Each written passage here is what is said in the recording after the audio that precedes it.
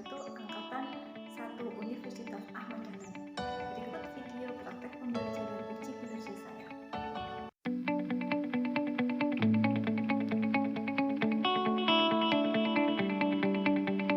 Assalamualaikum warahmatullahi wabarakatuh.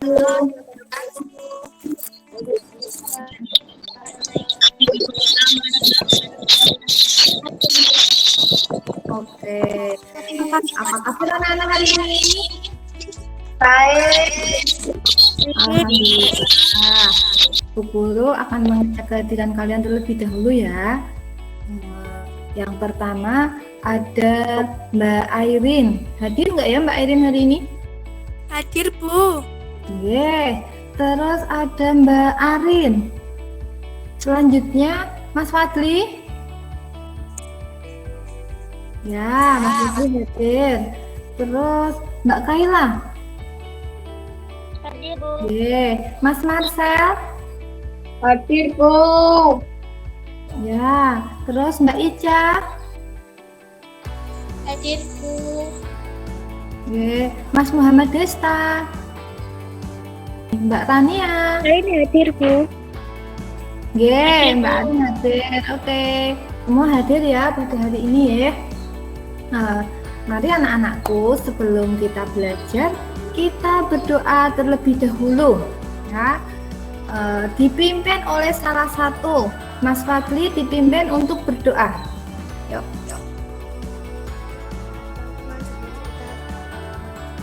Kita berdoa dulu. Berdoa mulai. Bismillahirrahmanirrahim. Terima kasih ya Mas Fadli. Mari kita menyanyikan lagu Majid. Salah satunya yaitu dari Sabang sampai Merauke. Dipimpin oleh Mbak Ica. Marilah teman-teman kita dari Sabtu sampai Merauke. 1, 2, 3. Dari Sabang sampai Merauke berjenis pulau semuanya menjadi satu bangsa Indonesia. Oh, terima kasih Mbak Ika.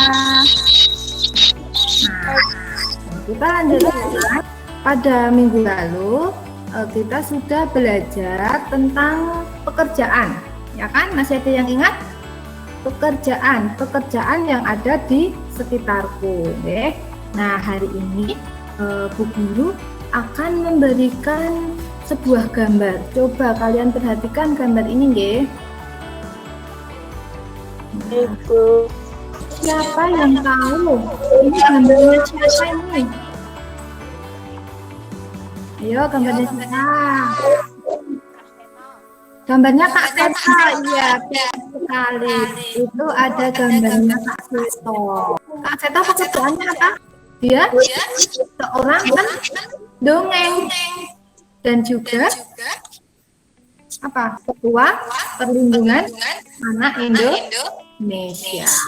Maksud dari kita belajar pada hari ini, tujuan pembelajaran kita pada hari ini, nanti setelah kita semua membaca cerita dongeng yang berjudul Tupai dan Ikan Gabus yang akan Ibu Guru tayangkan melalui media PowerPoint, maka kalian semua siswa itu mampu menemukan unsur-unsur cerita, tokoh, konflik, dan lain-lain yang terdapat pada cerita dongeng dengan teliti dan cermat.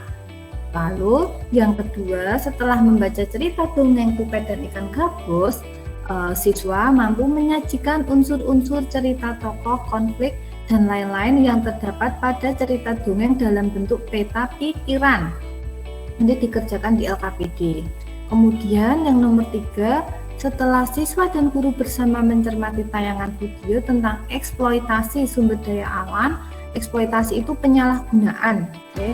Penyalahgunaan sumber daya alam melalui video atau PowerPoint, mampu menemukan upaya-upaya untuk menjaga keseimbangan dan pelestarian sumber daya alam di lingkungan.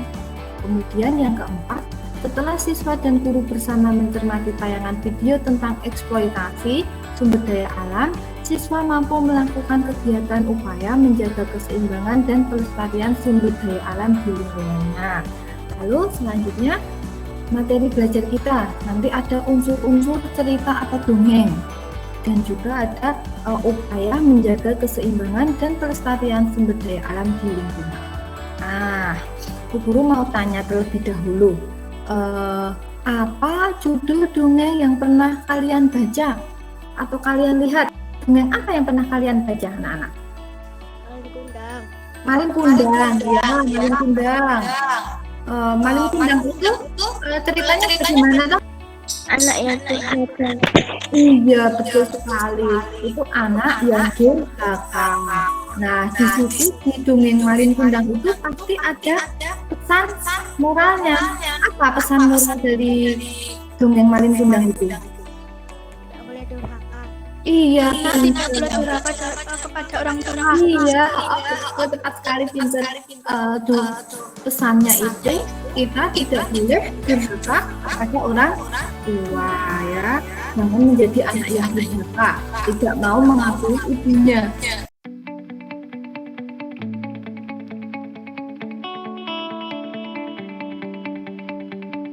Sekarang mengapa toh saat ini itu sedikit sekali orang yang ingin bekerja menjadi pendongeng? Kira-kira kenapa, Mbak Rania? Karena lebih suka melihat dari YouTube, Bu. Oh iya, betul, pinter. Banyak anak-anak itu kan sekarang sudah pada pinter semua ya ini ya. Anak-anak itu ini juga pada pinter-pinter semua, sudah bisa menggunakan gadget, menggunakan HP. Jadi anak-anak itu lebih suka menonton dari YouTube. Daripada mendengarkan seorang pendongeng, lebih mudah mencari di YouTube. Selain itu apa, Mas Marcel? Di TV. Oh iya, selain di televisi ada juga membaca cerita sendiri. lebih suka membaca cerita sendiri. Di rumah diberikan ibu buku cerita, ya. Kemudian anak-anak itu lebih suka membaca sendiri, membaca buku cerita sendiri daripada mendengarkan. Makanya sekarang itu sedikit sekali ya pekerjaan yang menjadi seorang pendongeng. Karena anak-anak sekarang udah pada pintar-pintar semua, oke. Selanjutnya Bu Guru akan memberikan teks cerita berjudul Tupai dan Ikan Gabus. Yuk kita baca bersama-sama ya. Bu Guru minta yang membaca Mbak Kaila, ya.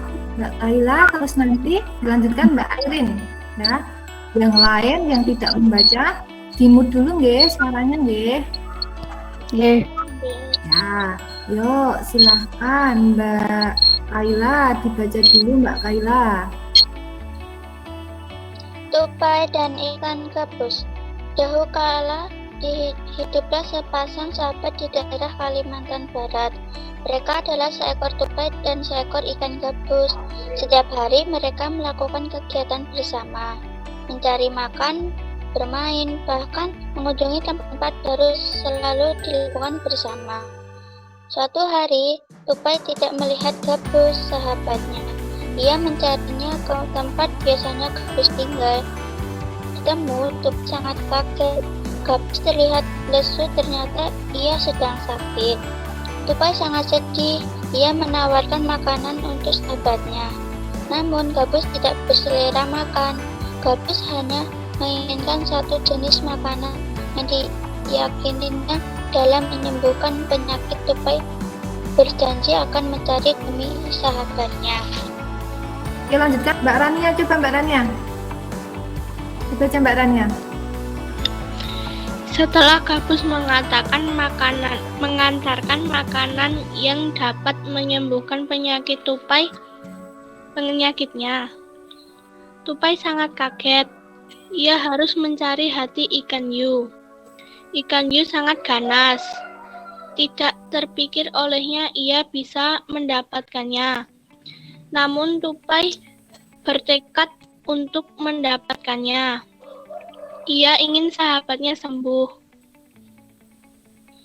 Tupai kemudian melompat dari satu pohon kelapa ke pohon kelapa lainnya yang dekat dengan tepi pantai. Saat menemukannya, ia melubangi satu kelapa dan membiarkan airnya habis. Kemudian sang tupai masuk ke dalam kelapa. Angin kencang membuat kelapa jatuh ke pantai dan ikan hiu memakannya. Di dalam perut ikan, tupai kemudian keluar dari kelapa dan menggigit hati ikan hiu. Ikan tersebut mencoba bertahan sampai kehabisan tenaga. Ombak besar membawa ikan hiu ke tepi pantai. Tapi Saat itulah tupai keluar dari mulut ikan hiu dan membawa hati ikan kepada sahabatnya. Sampai di tempat ikan gabus, tupai kemudian memberikan hati ikan hiu untuk dimakannya. Beberapa hari kemudian, tupai melihat sahabatnya segar kembali. Betapa senangnya tupai melihat ikan gabus sehat seperti sedia kala. Ya, terima kasih ya Mbak Rania dan Mbak Kaila. Nah, itu tadi cerita yang dibacakan Mbak Rania dan Mbak Kaila. Itu tentang persahabatan seekor tupai dan ikan gabus. Ya. Dari mana tuh asal cerita itu? Dari Mantan. Iya, dari Kalimantan Barat. Oke, ikan gabus merupakan salah satu jenis ikan yang banyak ditemui di sungai-sungai yang terdapat di Pulau Kalimantan. Berdasarkan cerita itu terdapat beberapa unsur intrinsik. Ya, ada unsur intrinsik dalam sebuah cerita. Setiap cerita, setiap dongeng itu pasti ada unsur intrinsiknya. Nah, apa saja unsur intrinsiknya? Nah, ini. Dalam sebuah cerita terdapat beberapa unsur intrinsik di dalamnya. Oke. Unsur intrinsik tersebut itu meliputi ada tema atau pokok pikiran yang melandasi sebuah cerita. Kemudian ada tokoh atau pelaku yang memerankan cerita. Kemudian ada latar atau keterangan yang mengacu pada waktu, tempat, dan suasana dalam cerita. Lalu ada alur. Alur itu rangkaian peristiwa yang membangun cerita. Kemudian ada amanat atau pesan yang terkandung dalam sebuah cerita. Nah, di dalam sebuah cerita itu juga pasti memiliki konflik atau permasalahan yang terjadi dalam cerita. Dan ada penyelesaiannya. Nah, untuk dapat mengetahui unsur-unsur tersebut, kita perlu membaca cerita dengan sesama dan mencatat setiap hal-hal penting di dalam sebuah cerita. Nah, tentang unsur-unsur intrinsik ada yang ditanyakan tidak? Ada tema, ada tokoh, ada latar, ada alur, dan ada amanat. Nah, ini yang harus diperhatikan dalam sebuah cerita. Sekarang, Ibu minta kalian untuk mengerjakan ini unsur-unsur cerita dari cerita tupai dan ikan gabus tadi. Oke, kalian kerjakan pada lembar LKPD kalian yang sudah Ibu berikan. Kemudian nanti setelah itu salah satu mempresentasikan hasilnya, ya. Ada yang ditanyakan? Konten, Bu. Nah, Ibu beri waktu 10 menit ya untuk mengerjakannya ya. Ya. Oke, mohon dikerjakan terlebih dahulu. Siapa yang belum selesai? Selesai semua nggak? Dah. Alhamdulillah semua sudah selesai.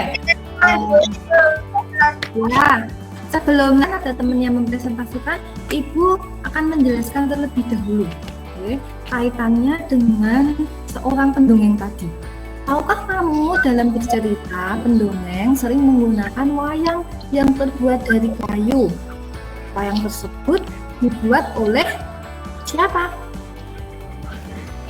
pengrajin kayu. Iya, betul, tepat, benar. Ada pengrajin kayu yang membuat wayang. Nah, kira-kira para pengrajin kayu itu memperoleh bahan kayu dari mana? Dari mana? Yo, wayang itu kita peroleh dari pengrajin kayu. Pengrajin kayu memperoleh kayu dari mana? Bukan di Indonesia yang sering diambil pohonnya. Nah, iya, pintar. Dari hutan. Salah satu hutan di Indonesia yang sering diambil pohonnya itu hutan yang ada di Kalimantan. Yang dulu hutan Kalimantan itu sangat lebat dan merupakan paru-paru dunia pengambil oksigen. Akan tetapi kini pohon-pohonnya semakin berkurang, sering sekali karena kebakaran hutan. Tahukah kamu apakah penyebab dari kebakaran hutan tersebut? Karena kekeringan. Kemarau. Iya, karena sering ditebang, diambil secara berlebihan, tidak dimanfaatkan dengan baik sumber daya alam tersebut. Nah, sekarang kita perhatikan ini. Perhatikan kenampakan hutan di Kalimantan pada gambar di bawah ini. Nah, ini pada tahun 1950 di Kalimantan itu masih penuh dengan hutan. Kemudian pada tahun 1985, nah ini Kalimantan masih luas ya, ini ya, hutan di Kalimantan masih luas. Ini yang putih-putih ini masih sedikit. Nah, warna putih menunjukkan hutan yang gundul. Tapi ini di sini tahun 1985 itu hutan di Kalimantan masih luas, masih lebih banyak ya daripada yang gundul. Kemudian pada tahun 2000 itu hutan di Kalimantan mulai berkurang. Nih banyak sudah pada putih-putihnya ini ya. Ini sudah pada gundul, sudah pada berkurang. Kemudian tahun 2005 itu hutan di Kalimantan banyak yang berkurang. Nih. Nah, ini banyak banget nih, sudah putih-putih. Kemudian pada tahun 2010 hutan Kalimantan sama banyaknya dengan pemukiman warga ini yang putih-putih ini sudah banyak pemukiman warga dibangun pemukiman. Kemudian pada tahun 2020 itu sangat sedikit ya hutannya ya, lebih didominan oleh pemukiman dan hutannya semakin habis, semakin sedikit. Sekarang kita amati nih video eksploitasi tentang hutan.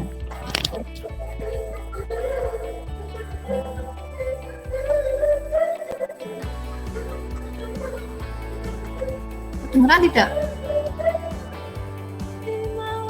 Kelihatan, Bu. Ya, coba diamati.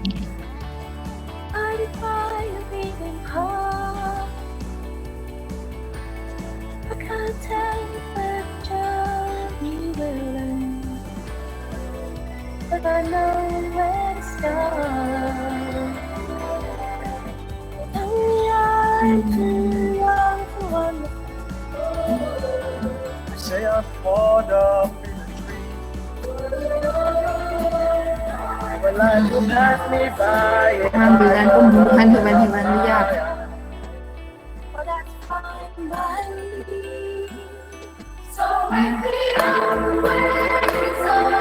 Ini penebangan pohon. Dari video itu menceritakan apa? Kerusakan. Iya betul, pinter, kerusakan hutan. Nah selanjutnya Ibu minta kalian untuk mengerjakan tugas ini. Dari video dan penjelasan yang sudah kita amati, sudah kita pelajari tentang kenampakan hutan, ya, itu kalian kerjakan 5 soal ini yang ada pada lembar LKPD kalian. Ya, Bu.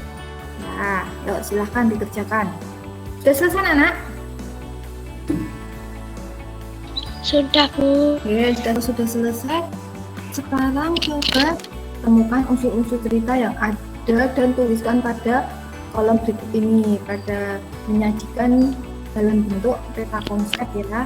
Tolong dipresentasikan Mbak Ica. Ya, Mbak Ica yuk. Judulnya apa, tokohnya siapa, sifatnya bagaimana, coba Mbak Ica. Yang lain di-mute dulu. Kita mendengarkan pemaparan dari Mbak Ica. Silakan Mbak Ica. Judulnya Tupai dan Ikan Gabus. Ya, terus? Tokohnya ada tupai, ikan gabus, dan ikan hiu. Ya, terus? Sifat tokoh, tupai suka menolong dan tanpa pamrih. Kalau Yeay. ikan gabus tidak peduli dengan orang lain. Lanjut. Tempatnya ada di tepi pantai di Kalimantan Barat. Ya, terus? Awal cerita bagaimana? Awal cerita, ikan gabus sakit dan tidak mau makan. Kemudian, tupai menolongnya untuk mencarikan makanan yang ia inginkan, yaitu hati ikan hiu. Terus, akhir cerita, tupai berhasil mendapatkan hati ikan hiu dan ikan gabus bisa kembali sehat dan setelah memakannya. Ya, terus sentralnya apa Mbak Ica? Pesan moral, tolong menolong terhadap orang lain yang sedang mengalami kesulitan. Iya, betul. Kalau teman yang lain ada yang memberikan komentar nggak? Atau ada jawaban lain selain yang disebutkan Mbak Ica tadi? Untuk akhir cerita, tupai akhirnya berhasil mendapatkan hati ikan hiu dan ikan gabus bisa kembali sehat setelah memakan hati ikan hiu. Tuh. Kemudian pesan moralnya apa tadi Mbak Ica? Kita harus tolong menolong. Iya, tolong menolong terhadap orang lain. Apa? Iya, betul sekali, tepat Mbak Ica, pinter. Terima kasih ya, Mbak Ica. Ya, Bu. Nah, selanjutnya untuk yang IPA, untuk yang IPA, Mbak Arin. Itu Mbak Arin.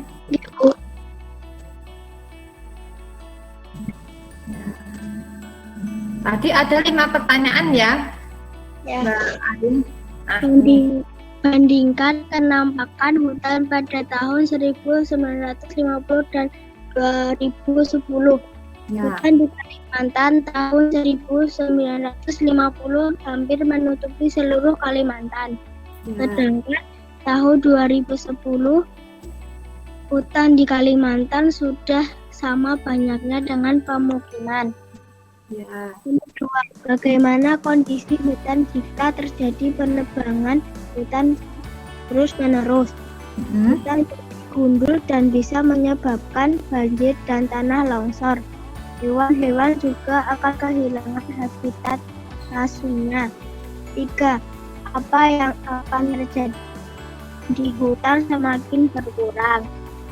Akan menyebabkan kekeringan, mudah terjadi banjir dan tanah longsor, menyebabkan kepunahan hewan dan tanaman langka. 4. Apa yang harus kita lakukan untuk menjaga kelestarian hutan?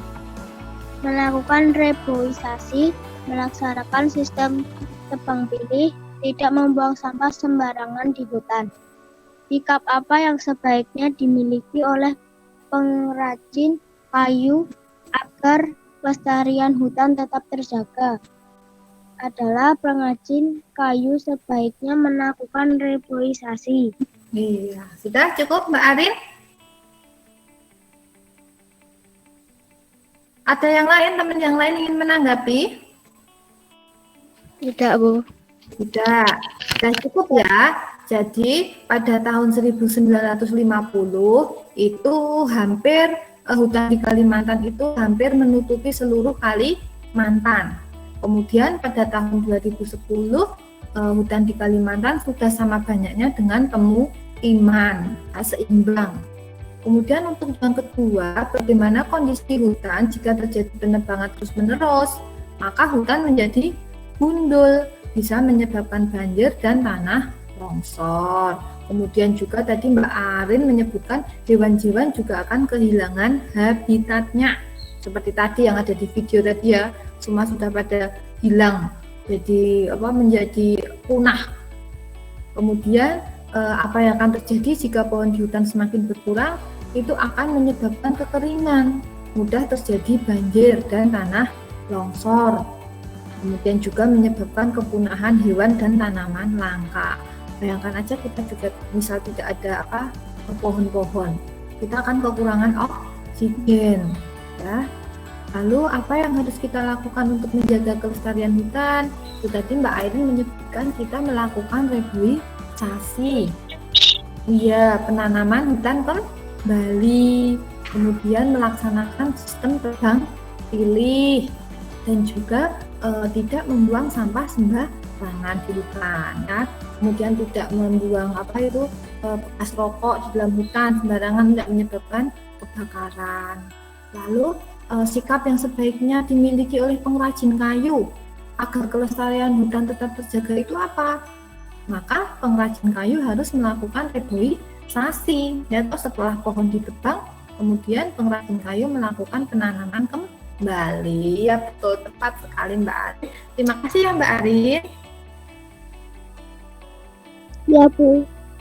Oke, nah selanjutnya dari hasil pekerjaan teman-teman kalian tadi yang sudah kita bahas bersama-sama, ada nggak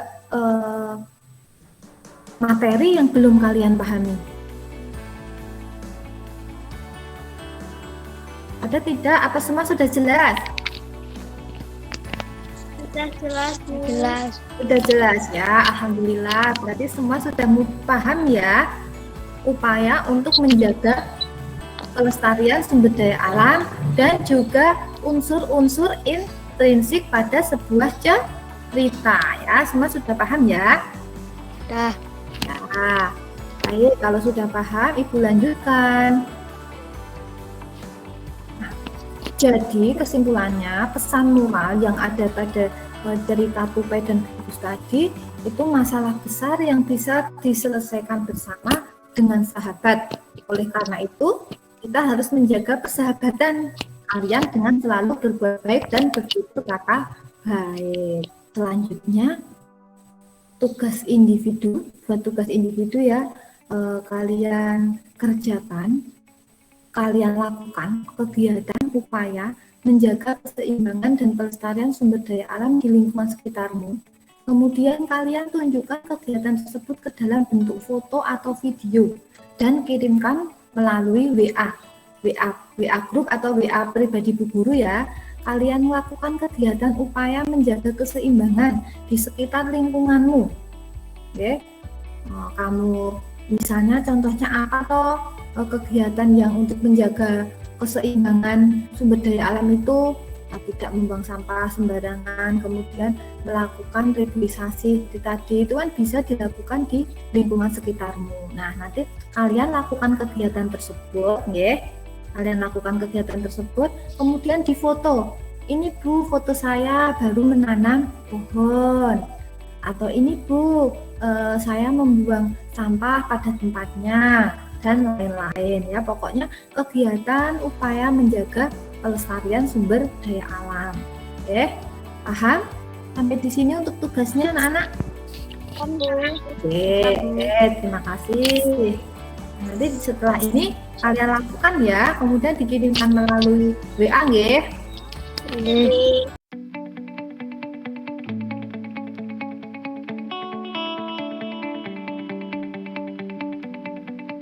Nah, lalu selanjutnya kita ambil kesimpulan pembelajaran kita pada hari ini. Oke, kesimpulannya apa pembelajaran kita pada hari ini? Kesimpulannya unsur intrinsik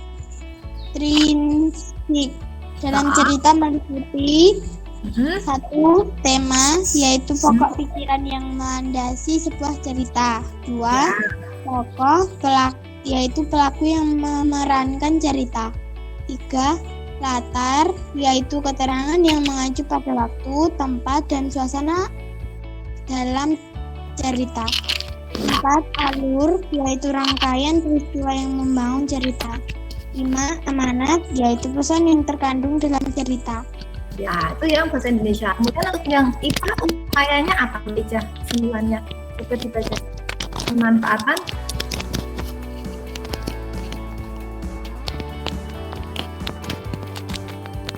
1. Berkurangnya sumber makanan hewan. 2.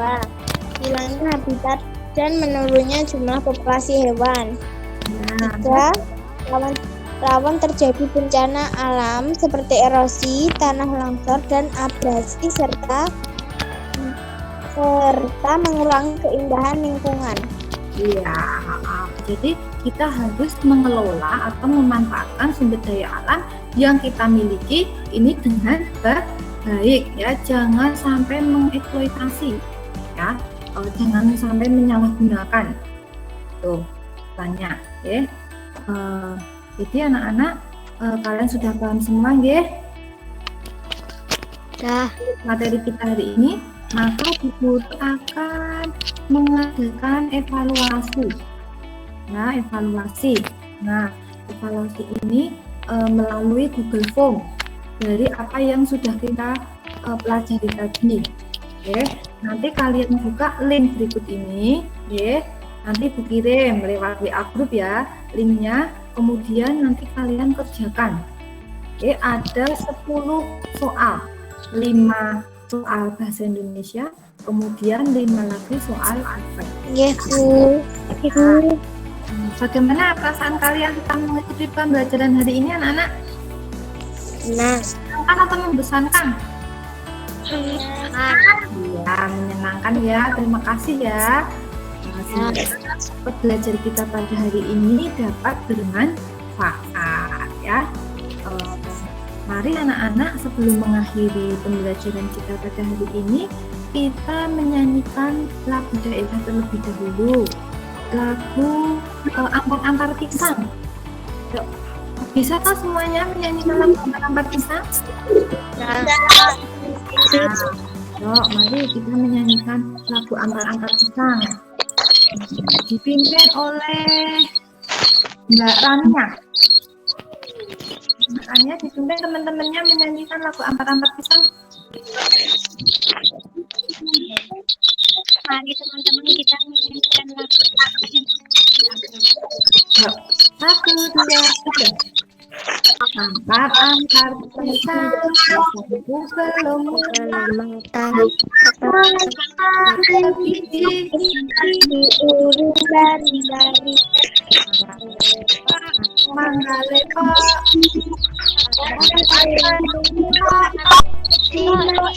makan api, apinya Kesurupan.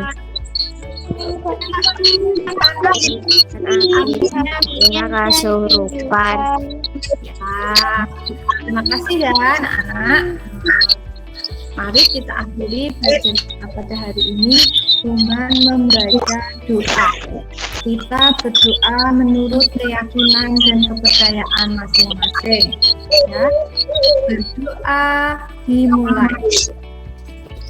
Alhamdulillahirabbil alamin. Cukup. Bu Guru akhiri. Wassalamualaikum warahmatullahi wabarakatuh. Waalaikumsalam warahmatullahi wabarakatuh. Ya, kita jaga kesehatan ya anak-anak. Ya, semoga pandemi ini segera berakhir biar kita bisa bertatap muka di sekolah. Sampai jumpa kembali. Terima kasih.